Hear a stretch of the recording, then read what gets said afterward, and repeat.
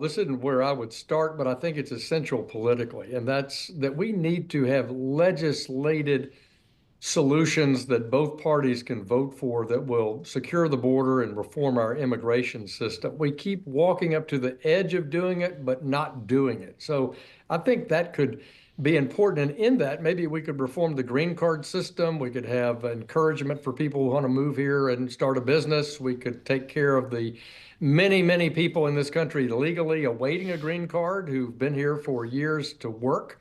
Anyway, you get my point. I think that's an issue that's easily skipped over.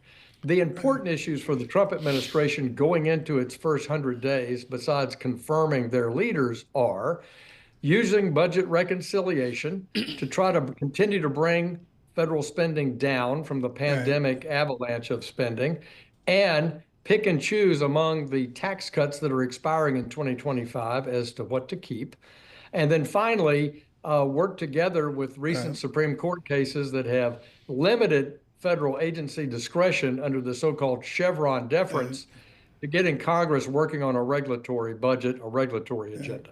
Part of the French Hill charm is you had to meet a payroll. You ran a bank in Arkansas, or two or three, I can't remember the details.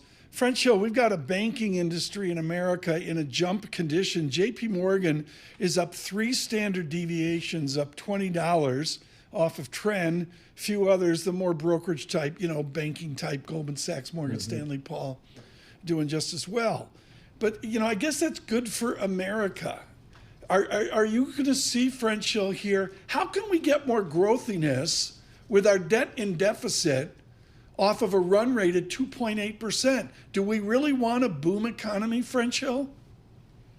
I think we want a sustainable fiscal situation, Tom, and we don't have that running a 6 or 7% deficit to GDP on an annual basis. That's just not sustainable, and we need to have some consensus, and it's going to take bipartisan leadership to do that. I hope President Trump will set that tone. Neither Vice President Harris nor former President Trump, when they were campaigning, talked much about the budget deficit. In fact, maybe the opposite.